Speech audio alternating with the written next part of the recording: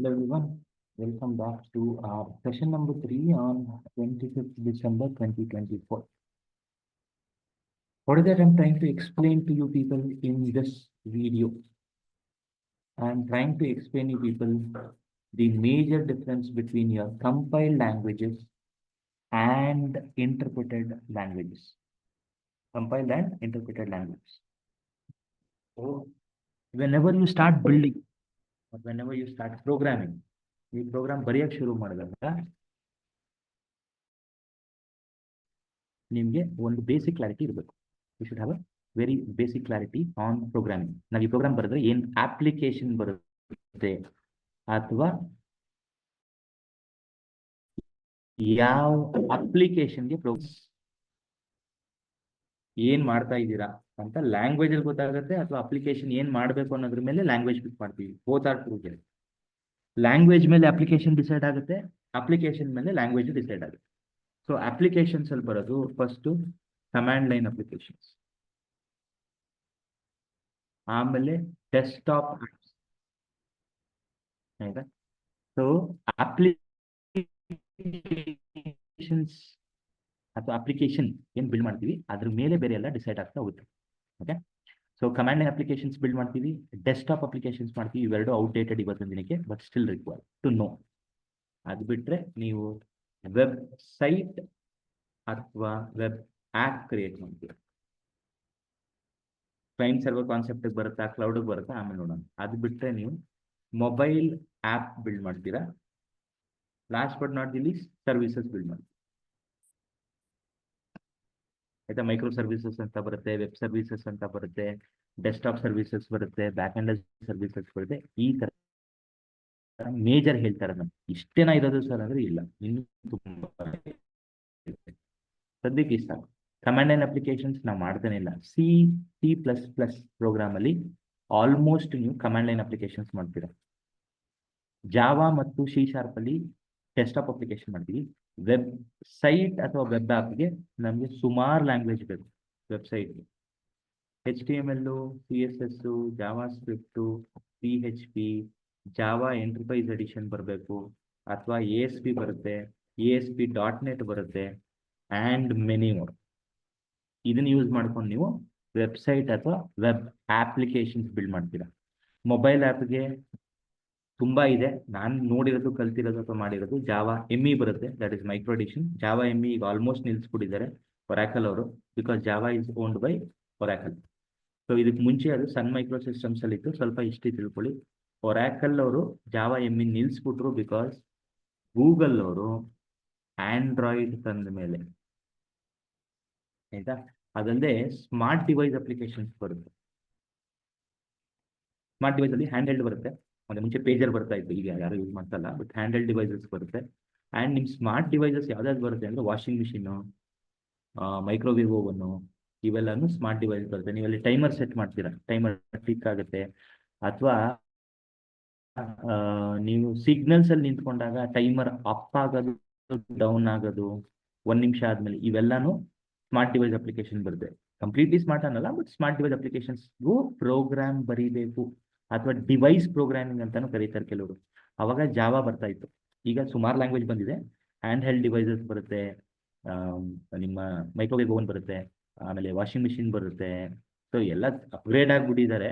But ನಾನು ತುಂಬಾ ಹಳೇದು ಹೇಳ್ತಾರೆ, ಸ್ವಲ್ಪ ಹಳೇದು ಹೇಳ್ತೇನೆ. ಸ್ಮಾರ್ಟ್ ಡಿವೈಸ್ ಅಂದ್ರೆ ಡಿವೈಸ್ ಪ್ರೋಗ್ರಾಮಿಂಗ್ ಮಾಡ್ತೀವಿ. ಈಗ ಫಿಂಗರ್ ಪ್ರಿಂಟ್ ಸ್ಕ್ಯಾನರು, ನೀವು ಹೋಗಿ ಪಂಚ್ ಔಟ್ ಮಾಡ್ತೀರಲ್ಲ ಅದು, ಇವೆಲ್ಲಾನು ಸ್ಮಾರ್ಟ್ ಡಿವೈಸ್ ಬರುತ್ತೆ. ಸೊ ಪಂಚ್ ಇನ್ ಮಾಡಿದಾಗ ಕ್ಯಾಪ್ಚರ್ ಮಾಡಿಕೊಂಡು, so there are thousands of application like this. ಅದು ಮೊಬೈಲ್ಗೂ ತರ್ತಾ ಇದ್ದಾರೆ, ಡೆಸ್ಕ್ಟಾಪ್ ಬರುತ್ತೆ, ವೆಬ್ ಬರುತ್ತೆ. There are couple of them. ಓಕೆನಾ? As an example. ಅಥವಾ ನೀವು ನಿಮ್ಮ ಹತ್ರ ಒಂದು ಕಾರ್ಡ್ ಇರುತ್ತೆ, ಕಂಪ್ನಿ ಕೊಟ್ಟಿರ್ತಾರೆ ನಿಮಗೆ. ಆ ಕಾರ್ಡ್ನ ಟ್ಯಾಪ್ ಮಾಡಿದ ತಕ್ಷಣ ನೀವು ಡೋರ್ ಓಪನ್ ಆಗೋದು, ಈ ತರ ಸುಮಾರು ಸ್ಮಾರ್ಟ್ ಡಿವೈಸ್ಗಳು ಬರುತ್ತೆ. ಮೊಬೈಲ್ ಆ್ಯಪ್ ಬರುತ್ತೆ. ಈ ತರ ಲ್ಯಾಂಗ್ವೇಜ್ ಅಪ್ಲಿಕೇಶನ್ ಏನ್ ಬಿಲ್ಡ್ ಮಾಡ್ತಾ ಇದ್ದೀವಿ ಅಂತ ಫಸ್ಟ್ ನಮಗೆ ಗೊತ್ತಿರಬೇಕು. ಸೊ ಇವತ್ತೆ ಆಲ್ಮೋಸ್ಟ್ ಟ್ರೆಂಡ್ ಅಲ್ಲಿ ಇರೋದು ವೆಬ್ ಮತ್ತು ಕ್ಲೌಡ್. ಆಯ್ತಾ? ವೆಬ್ಬೇ ಕ್ಲೌಡ್ ಆಗಿರೋದು. ಆಕ್ಚುಲಿ ಕ್ಲೌಡ್ ಏನಕ್ಕಾಗುತ್ತೆ ಅದನ್ನ ಇನ್ನೊಂದು ದಿನ ಯಾವಾಗಾದ್ರೂ ಡಿಸ್ಕಸ್ ಮಾಡೋಣ. ಈಗ ಇದೆಲ್ಲಾನು ನಮ್ಗೆ ಒಂಚೂರು ಐಡಿಯಾ ಬಂದ ಮೇಲೆ ನೀವು ಲ್ಯಾಂಗ್ವೇಜ್ ಕಲಿತೀವಿ. ಸೊ ಲ್ಯಾಂಗ್ವೇಜ್ ಅಲ್ಲಿ ಮೇಜರ್ಲಿ ಬರೋದು ಕಂಪೈಲ್ಡ್ ಅಥವಾ ಇಂಟರ್ಪ್ರಿಟೆಡ್. ಕಂಪೈಲ್ಡ್ ಲ್ಯಾಂಗ್ವೇಜ್ ಅಲ್ಲಿ ಯಾವ್ದಾದ್ರು ಬರುತ್ತೆ ಆಗಿದೆ, C++, ಜಾವಾ, C# ಅಥವಾ C#, ಆ ಥರ ಇನ್ನೂ ಮೆನಿ ಎಲ್ಲಾನು ಬರುತ್ತೆ. ಇಂಟರ್ಪ್ರಿಟೆಡ್ ಲ್ಯಾಂಗ್ವೇಜ್ ಇಂಟರ್ಪ್ರಿಟ್ ಮಾಡ್ತೀವಿ. So HTML, CSS, JavaScript, PHP, ಅದರಲ್ಲಿ ಇಂಟರ್ಪ್ರಿಟೆಡ್ ಅಲ್ಲೂ ಕೆಲವೊಂದ್ಸತಿ ಕ್ಲೈಂಟ್ ಸೈಡ್, ಸರ್ವರ್ ಸೈಡ್ ಅಂತಾನು ಹೇಳ್ತೀವಿ. ಸೊ ನಾವು ಲೆಟ್ಸ್ ಕೀಪ್ ಇಟ್ ಸಿಂಪಲ್. ಇದೆಲ್ಲ interpreted languages. HTML, CSS, JavaScript, um script, ಇವೆಲ್ಲ server side languages. SSJS, JEE, Java enterprise edition, ಇವೆಲ್ಲ some of the example languages. Like JEE ಅಂತ ಹೇಳೋ ಬದಲು ನಾನು ಸರ್ವ್ಲೆಟ್ಸ್, ಆಪ್ಲೆಟ್ಸ್ ಮತ್ತು JSP. ಸೊ ಈ ಮೂರು ಜಾವಾ ಟೆಕ್ನಾಲಜಿ. ಸರ್ವ್ಲೆಟ್ಸ್, ಆಪ್ಲೆಟ್ಸ್, JSP. ಆಪ್ಲೆಟ್ಸ್ ಆಲ್ಮೋಸ್ಟ್ ಹೋಗ್ಬಿಟ್ಟಿದೆ ಈಗ. ಆಪ್ಲೆಟ್ಸ್ ಆಕ್ಚುಲಿ ಇಂಟ್ರೆಸ್ಟಿಂಗ್ ಒನ್, ಬಟ್ ಈಗ ಯಾರು ಯೂಸ್ ಮಾಡ್ತಾರಲ್ಲ. ಸ್ಮಾರ್ಟ್ ಡಿವೈಸಸ್ಗೆ ಆಪ್ಲೆಟ್ಸೇ ಬರ್ತಾ ಇದ್ವಿ ಮುಂಚೆ. ಈಗ ಆಲ್ಮೋಸ್ಟ್ ವೆಬ್ಬು ತುಂಬಾ ಅಡ್ವಾನ್ಸ್ಡ್ ಆಗೋಗಿರೋದ್ರಿಂದ ಆಪ್ಲೆಟ್ಸ್ ನಿಲ್ಸ್ಬಿಟ್ಟಿದೆ. ಸರ್ವ್ಲೆಟ್ಸ್ ಇನ್ನೂ ಇದೆ, JSP ಇನ್ನೂ ಇದೆ. ನಿಮ್ಮ ಸೇಲ್ಸ್ ಫೋರ್ಸ್ CRM ಬಿಲ್ಡ್ ಆಗಿರೋದೇ JSP ಮತ್ತು ಸರ್ವ್ಲೆಟ್ಸ್, ಅಥವಾ ಜಾವಾ ಸ್ಪ್ರಿಂಗ್ ಬೂಟ್ ಅಂತ ಕರಿತೀವಿ. ಎಕ್ಸಾಂಪಲ್, ನಿಮ್ಮ ಸೇಲ್ಸ್ ಫೋರ್ಸ್ CRM ನಿಂತಿರೋದೇ ಇದ್ರ ಮೇಲೆ, ಜಾವಾ ಮೇಲೇನೆ. ಆಮೇಲೆ ರೀಸೆಂಟ್ ಆಗಿ ಮ್ಯೂಲ್ಸಾಫ್ಟ್ ಬಿಲ್ಡ್ ಆಗಿರೋದು ಜಾವಾ ಮೇಲೇನೆ, ಆಯ್ತಾ? So applications behind the scenes ಏನೇನಿದೆ ಅಂತ. ಸೊ C++, ಅಡೋಬಿ ರಿಗ್ರೆಸ್ಲಿ ಯೂಸ್ ಮಾಡೋದು C++. ಆಬ್ಜೆಕ್ಟಿವ್-C ಅಂತ ಇದೆ. Objective-C is being used by Apple. Objective-C, Apple use ಮಾಡೋದು Objective-C, if I'm not wrong. Swift ಬಂದಿದೆ ಈಗ, Swift ಫ್ರೇಮ್ವರ್ಕ್ ಅನ್ಕೋತೀನಿ, if I'm not wrong. Compiled language. ಈಗ ಕಂಪೈಲ್ಡ್ ಲ್ಯಾಂಗ್ವೇಜ್ಗೂ ಇಂಟರ್ಪ್ರಿಟೆಡ್ಗೂ ಏನು sir difference? That is very important. ನಿಮ್ನ ಯಾರು ಇವತ್ತು ಕೇಳದೇ ಇರ್ಬೋದು, ಬಟ್ ನಿಮಗೆ ಗೊತ್ತಿರಬೇಕು.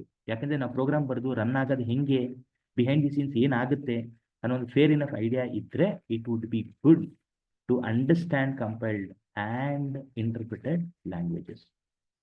Okay na? But in these two, so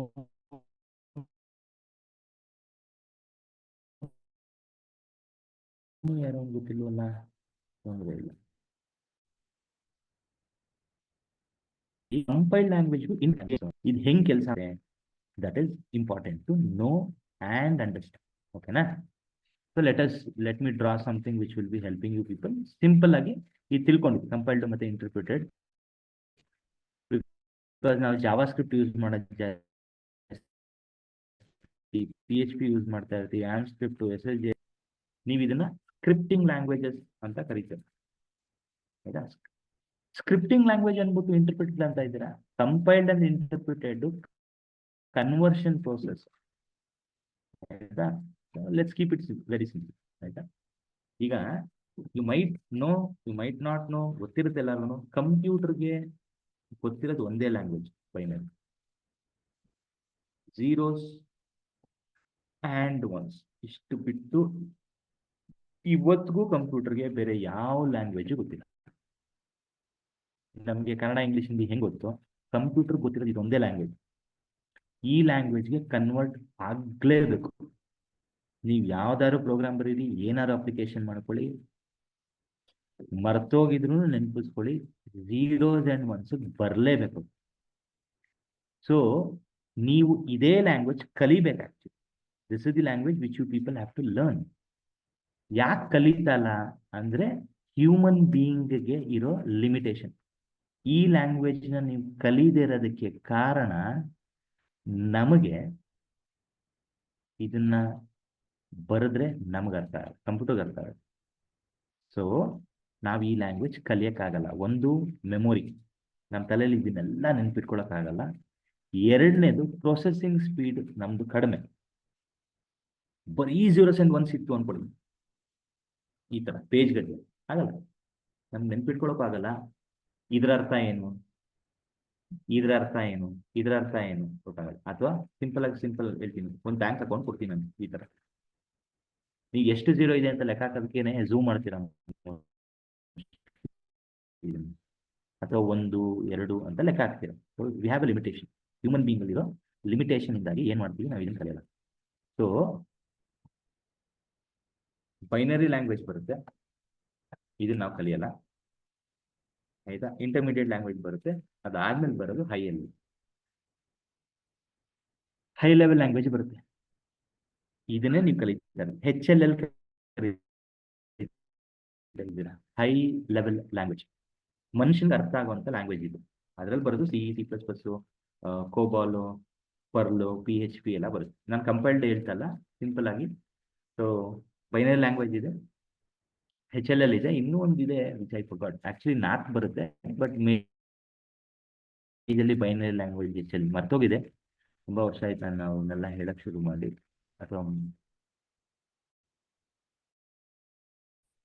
classes ನಿಲ್ಲಿಸಿ. So that is reason binary HL. So HLL ಇಂದಾನೆ ನಮ್ಗೆ ಸ್ವಲ್ಪ ಅರ್ಥ ಆಗುತ್ತೆ. ಸೊ ಬಟ್ HLL ಕಂಪ್ಯೂಟರ್ಗೆ ಅರ್ಥ ಆಗಲ್ಲ. HLL ಕಂಪ್ಯೂಟರ್ಗೆ ಅರ್ಥ ಆಗಲ್ಲ, ಮನುಷ್ಯನಿಗೆ ಅರ್ಥ ಆಗ್ಬೋದು, ಕಂಪ್ಯೂಟರ್ಗೆ ಅರ್ಥ ಆಗಲ್ಲ. ಸೊ ಹಾಗಾಗಿ ನಾವು ಕನ್ವರ್ಟ್ ಮಾಡ್ತೀವಿ. ಸೊ ನಿಮ್ಮ ಹತ್ರ HLL ಲ್ಯಾಂಗ್ವೇಜ್ ಇದೆ, ಲೈಕ್ C++, ಅದನ್ನ ಕನ್ವರ್ಟ್ ಮಾಡ್ತೀವಿ to binary language. 0s and 1s convert ಮಾಡಲೇಬೇಕು. ನೀವು ಏನಾದ್ರೂ ಮಾಡ್ಕೊಳ್ಳಿ, HTML, CSS, JavaScript, C++, Java, ಯಾವ ಲ್ಯಾಂಗ್ವೇಜ್ ಆದ್ರೂ ತಗೊಳ್ಳಿ, ಕನ್ವರ್ಟ್ ಆಗ್ಲೇಬೇಕು. ಈ ಕನ್ವರ್ಟ್ ಆಗುತ್ತಲ್ಲ, ಈ ಕನ್ವರ್ಟ್ ಪ್ರೋಸೆಸ್ ಅಲ್ಲಿ 2 ಬರುತ್ತೆ. ಈ ಕನ್ವರ್ಟ್ ಆಗ್ಬೇಕಾದ್ರೆ 2 ಪ್ರೋಸೆಸ್ ಬರುತ್ತೆ. ಒಂದು ಕಂಪೈಲ್ ಆಗುತ್ತೆ ಅಥವಾ ಇಂಟರ್ಪ್ರಿಟ್ ಆಗುತ್ತೆ.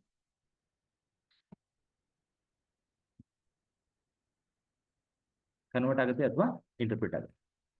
ಸೊ ಹಂಗಾದ್ರೆ ಇದರಲ್ಲಿ ಏನ್ ಡಿಫ್ರೆನ್ಸ್? ಇದು ಸುಮಾರು ಸ್ಟೆಪ್ಸ್ ಬರುತ್ತೆ. Let's keep it very simple. ತುಂಬಾ ಸಿಂಪಲ್ ಆಗಿ ಏನು ಅಂದ್ರೆ, ನೀವು ಪ್ರೋಗ್ರಾಮ್ ಬರೀತೀರ HLL, ಇದನ್ನ ಕನ್ವರ್ಟ್ ಮಾಡಿ ಬೈನರಿ ಮಾಡಿ. ನಿಮ್ ಪ್ರೋಗ್ರಾಮ್ ಅಲ್ಲಿ ಈಗ 10,000 ಲೈನ್ ಇದೆ ಅಂತ ಇಲ್ಲಿ ಪ್ರೋಗ್ರಾಮ್ ಬರ್ತಾರಲ್ಲ, ಅಥವಾ ಕಮಾಂಡ್ ಬರೆದ್ರಿ, ಪ್ರೋಗ್ರಾಮ್ ಬರೆದ್ರಿ, ಅದ್ರಲ್ಲಿ 1 ಲೈನ್ ಇರಲಿ, 10,000 ಲೈನ್ ಇರಲಿ, ಪ್ರೋಗ್ರಾಮ್ ಫುಲ್ ತಗೊಂಡು ಎಲ್ಲ ಕರೆಕ್ಟ್ ಆಗಿದೆ ಚೆಕ್ ಮಾಡ್ಬಿಟ್ಟು ಕನ್ವರ್ಟ್ ಮಾಡ್ಬಿಟ್ಟು ನಿಮ್ಗೆ ಬೈನರಿ ಕೋಡ್ ಕೊಡ್ತದೆ. ಈ binary code based on language exe file, .class file, ಈ ತರ ಬೇರೆ ಬೇರೆ ಫಾರ್ಮ್ಯಾಟ್ ಬರುತ್ತೆ. ಇದು ಎಕ್ಸ್ಟೆನ್ಷನ್. ಈ ಬೈನರಿ ಫೈಲ್ ನೀವು ಬರ್ದಿರೋ ಪ್ರೋಗ್ರಾಮ್ ಯಾವುದು, ಈಗ ರೀಕಾಲ್ ಮಾಡ್ಕೊಳ್ಳಿ. ಸೊ ಪ್ರೀವಿಯಸ್ಲಿ .java ಬರ್ದ್ವಿ, .cs ಬರ್ದ್ವಿ, ಕರೆಕ್ಟ್, ಆಮೇಲೆ .php ಬರ್ದ್ವಿ. ಇದೇ ತರ ಏನೇನೋ ಲ್ಯಾಂಗ್ವೇಜ್ ಬರೀತೀರಾ. ನಾನು ಕಂಪೈಲ್ಡ್ ಅಥವಾ ಇಂಟರ್ಪ್ರಿಟೆಡ್ ಹೇಳ್ತಲ್ಲ, ಇದು ಪ್ರೋಗ್ರಾಮ್ ಎಕ್ಸ್ಟೆನ್ಷನ್. ಈ ಎಕ್ಸ್ಟೆನ್ಷನ್ ಅಲ್ಲಿ ಏನ್ ಪ್ರೋಗ್ರಾಮ್ ಬರ್ತದೆ, ಇದು ಕನ್ವರ್ಟ್ ಆಗ್ಬಿಟ್ಟು ಬೈನರಿಗೆ ಬರುತ್ತೆ. ಈ ತರ ಫಾರ್ಮ್ಯಾಟ್ ಅಲ್ಲಿ ಬರುತ್ತೆ. 1 ಲೈನ್ ಎರರ್ ಇತ್ತಾ, ಒಂದೇ 1 ಲೈನ್ ಎರರ್ ಇದ್ರು ಕನ್ವರ್ಟ್ ಆಗಲ್ಲ. ಒಂದೇ 1 ಲೈನ್ ಎರರ್ ಇದ್ರು convert. So that is compiled process. ಆಯ್ತಾ. ಸೊ PHP ಬರಲ್ಲ ಇಲ್ಲಿ ಸದ್ಯಕ್ಕೆ, ಜಾವಾ ಇರ್ತದೆ, ಜಾವಾ ಮತ್ತು C#. ಇಂಟರ್ಪ್ರಿಟೆಡ್ ಲ್ಯಾಂಗ್ವೇಜ್ ಅಲ್ಲಿ ಏನಾಗುತ್ತೆ ಅಂದ್ರೆ, ಸೇಮ್ ಪ್ರೋಸೆಸ್, ಕನ್ವರ್ಟ್ ಆಗಲೇಬೇಕು.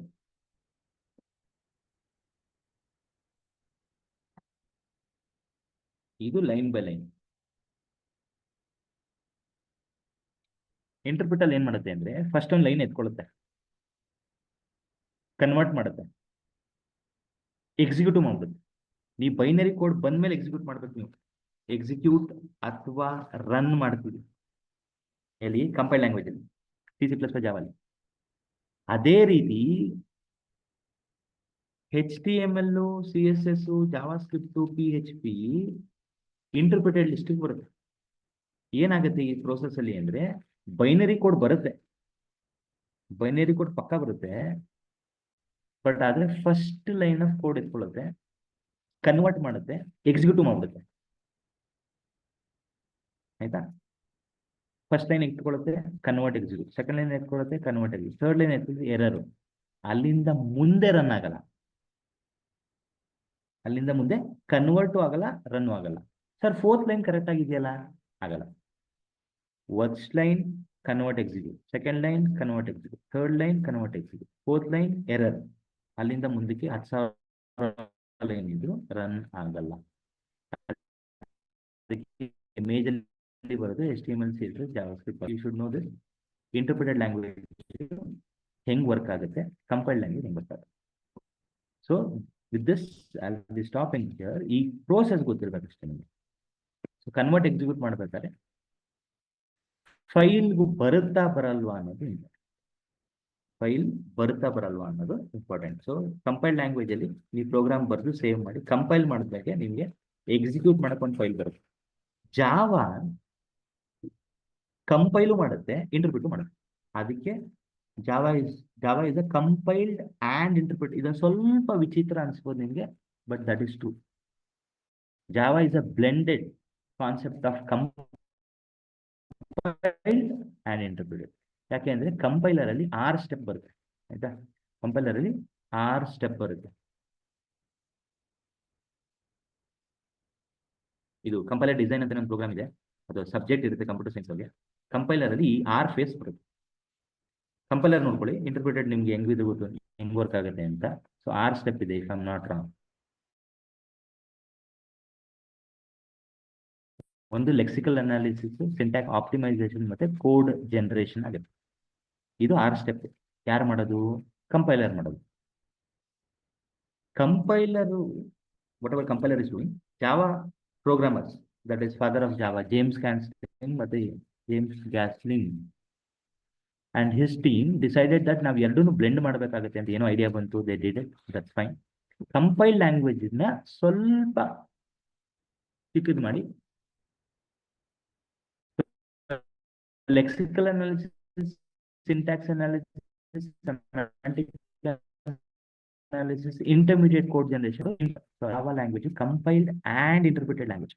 ಆಯ್ತಾ? ಕಂಪೈಲೇಷನ್ ಪ್ರೋಸೆಸ್ ಕಂಪೈಲರ್ ಒಳಗಡೆ ಏನೇನು ನಡೆಯುತ್ತೆ ಅಂದ್ರೆ ಇದಿಷ್ಟು ನಡೆಯುತ್ತೆ. ಯಾರು ಕೇಳಲ್ಲ ನಿಮಗೆ ಇಂಟರ್ವ್ಯೂಲಿ, but you should know that there are 6 steps when compiler is converting. ಈ ಕನ್ವರ್ಷನ್ ಇಂಟರ್ಪ್ರಿಟೇಷನ್ ಅಲ್ಲಿ ಏನಾಗುತ್ತೆ, ಒಂದೊಂದು ಲೈನಲ್ಲೂ ಇಷ್ಟು ಸ್ಟೆಪ್ ಆಗುತ್ತೆ.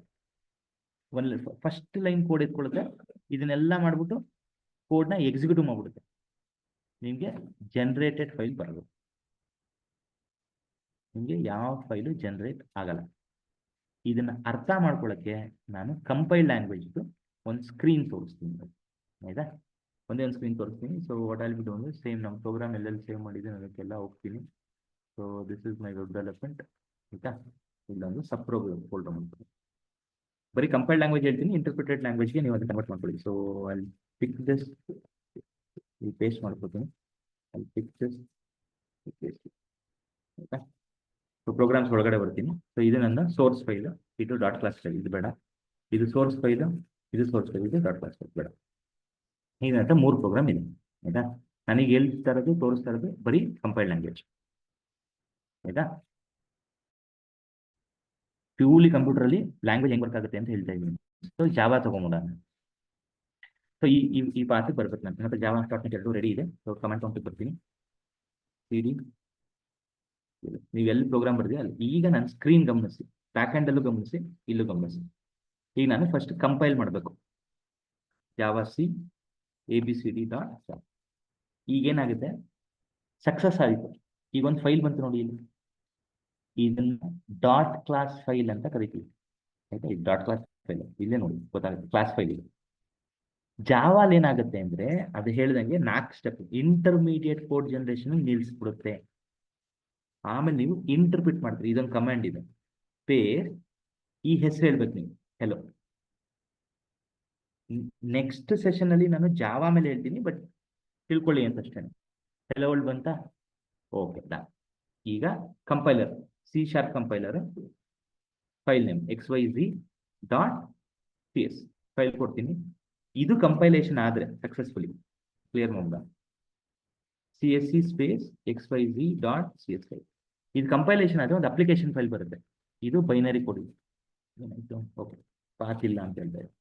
ಸೊ ಈಗ ಪಾತ್ ಇಲ್ಲ ಅಂದ್ರೆ ಕಮಾಂಡ್ ಪ್ರಾಂಪ್ಟ್ ನ ಎಕ್ಸಿಟ್ ಮಾಡಿ ಸಿ ಡ್ರೈವ್ ಹೋಗಿ ಪರ್ಮನೆಂಟ್ಲಿ ಮಾಡ್ಕೋತೀನಿ. ವಿಂಡೋಸ್ ಮೈಕ್ರೋಸಾಫ್ಟ್ .NET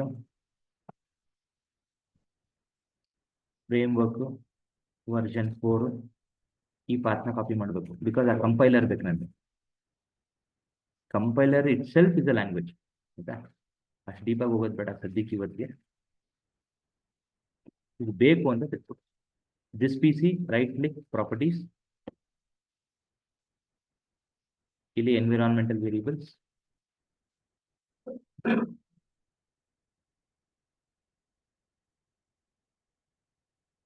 ಇಲ್ಲಿ ಸೆಟ್ಟಿಂಗ್ಸ್ ಅಲ್ಲಿ ಎನ್ವಿರಾನ್ಮೆಂಟಲ್ ವೇರಿಯಬಲ್ಸ್ ಪಾತ್ನ ಎಡಿಟ್ ಮಾಡ್ಕೋತೀನಿ. New paste okay. ಈಗ ನನ್ನ ಕಮಾಂಡ್ ಪ್ರಾಂಪ್ಟ್ ಅಲ್ಲಿ CSC ಇದೆ. ಓಕೆ. ಅಂಡ್ ಈಗ ನೀವು ಔಟ್ಪುಟ್ ನೋಡ್ತಾ ಇರೋದು ಏನು ಅಂದ್ರೆ, ಏನು ಔಟ್ಪುಟ್ ನೋಡ್ತಾ ಇದ್ದೀರಾ? ಯಾವ ಅಪ್ಲಿಕೇಶನ್ ಬರುತ್ತೆ ಹೇಳ್ತೀನಿ, ಯಾಕಂದ್ರೆ ಅಪ್ಲಿಕೇಶನ್ ಬಗ್ಗೆನೂ ಹೇಳಿದೆ. ಸರಿ, ಈಗ D drive, C drive D ಇಲ್ಲ ನಾನು ಈ ಪಾತ್ನೆ ಬಗ್ಗೆ CSC ಸ್ಪೇಸ್ xyz.cs ಎಂಟರ್ ಹೊಡೆದ್ರೆ ಇಲ್ಲಿ ಇನ್ನೊಂದು ಫೈಲ್ ಬರುತ್ತೆ ನೋಡ್ತೀವಿ. ಆಯ್ತಾ? ಅಪ್ಲಿಕೇಶನ್ ಬಂತೀನಿ. ಇದು ಬೈನರಿ ಕೋಡ್, ಇದು ಬೈನರಿ ಕೋಡ್. ಅವಾಗ ಬೈನರಿ ಕೋಡ್ ಬಂತು, ಯೂಶಲಿ ಎಕ್ಸಿಕ್ಯೂಟಬಲ್ ಫೈಲ್ ಬರುತ್ತೆ, .exe ಬರುತ್ತೆ. ಸೊ calc.exe ನೋಡಿ, ಕ್ಯಾಲ್ಕುಲೇಟರ್ ಬಂತ. ಸೊ ಈ ತರ ಇದು ಡೆಸ್ಕ್ಟಾಪ್ ಅಪ್ಲಿಕೇಶನ್ ಇದು. ಈಗ ಇದೇ ತರಾನೇ ಈ ಫೈಲ್ ಬಂದಿದೆಯಲ್ಲ xyz.exe ಹೊಡೆದ್ರೆ ಹಲೋ ವರ್ಲ್ಡ್ ಬರುತ್ತೆ. ಇದು ಕನ್ಸೋಲ್ ಅಪ್ಲಿಕೇಶನ್. ನಿಮ್ಗೆ ಕಮಾಂಡ್ ಪ್ರಾಂಪ್ಟ್ ಅಲ್ಲಿ ಏನೇ ಔಟ್ಪುಟ್ ಬಂದ್ರು ಕನ್ಸೋಲ್ ಅಪ್ಲಿಕೇಶನ್, ನಾನೀಗ ಇದು ಎಕ್ಸಿಕ್ಯೂಟಬಲ್ ಫೈಲ್, ಪ್ರೋಗ್ರಾಮ್ ಬರೆದು ಸೇವ್ ಮಾಡಿ ಕಂಪೈಲ್ ಮಾಡಿ ಎಕ್ಸಿಕ್ಯೂಟ್ ಮಾಡಿದ್ಮೇಲೆ ಅಪ್ಲಿಕೇಶನ್ ಬಿಲ್ಡ್ ಮಾಡಿದ್ದಾರೆ. ಇದು ಕೂಡ ಇದೇನಿದು, ಇದು ಡೆಸ್ಕ್ಟಾಪ್ ಅಪ್ಲಿಕೇಶನ್. ಆಯ್ತಾ? ಅಪ್ಲಿಕೇಶನ್ ಎರಡು ಇವಾಗ ನೋಡಿದ್ ನಾವು. ಕಮಾಂಡ್ ಪ್ರಾಂಪ್ಟ್ ಅಲ್ಲಿ ನೀವು ಏನೇ ನೋಡಿದ್ರು ಅದು ಈ ಅಪ್ಲಿಕೇಶನ್. ಈ ಕ್ಯಾಲ್ಕುಲೇಟರ್ ತೋರಿಸ್ತಾನೆ .exe ಬಂತು ಅಂದ್ರೆ ಆಬ್ವಿಯಸ್ಲಿ ಬೈನರಿ ಕೋಡೆ. ಜಾವಾಲಿ ಸ್ವಲ್ಪ ಮಿಕ್ಸ್ ಮಾಡಿದ್ದಾರೆ. ಯಾಕೆ ಹಂಗೆ ಮಾಡಿದ್ರು ಅದೆಲ್ಲ ಇನ್ನೊಂದಿನ ತಿಳ್ಕೊಳ್ಳೋಣ. ಸದ್ಯಕ್ಕೆ this what I wanted to explain that applications ಅಲ್ಲಿ ಏನೇನು ಬರುತ್ತೆ. Compiled language, majorly compiled to interpreted difference ಆಗುತ್ತೆ. ಕಂಪೈಲ್ಡ್ ಹೇಳ್ಬಿಟ್ಟು ಇಂಟರ್ಪ್ರಿಟೆಡ್ ಅಲ್ಲಿ ನಿಮಗೆ ಫೈಲ್ ಬರಲ್ಲ. ನಿಮ್ಮ ಸೋರ್ಸ್ ಫೈಲ್ನ ಎತ್ಕೊಂಡು ಇದು ತಗೊಂಡು ಫಸ್ಟ್ ಲೈನ್ ಎತ್ಕೊಂಡು convert execute line by line ಮಾಡಬೇಕು.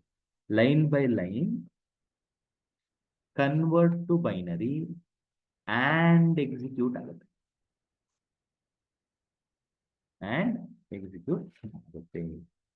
Okay, good.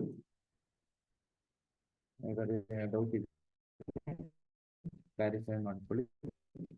in the next session. ಸದ್ಯಕ್ಕೆ just trying to add more. ಓಕೆನಾ? ಸೊ ಇದು ರೆಕಾರ್ಡಿಂಗ್ ಅಪ್ಲೋಡ್ ಆಗುತ್ತೆ, ನಿಮಗೆಲ್ಲ ಲಿಂಕ್ ಸಿಗುತ್ತೆ. Very good. With this I will be giving a pause as usual. Recording start ಮಾಡ್ತೀನಿ. 40 minutes session ಅಲ್ಲ, ತುಂಬ ಇದೆ. I just don't want to overload everyone. Thank you very much on all the 3 sessions.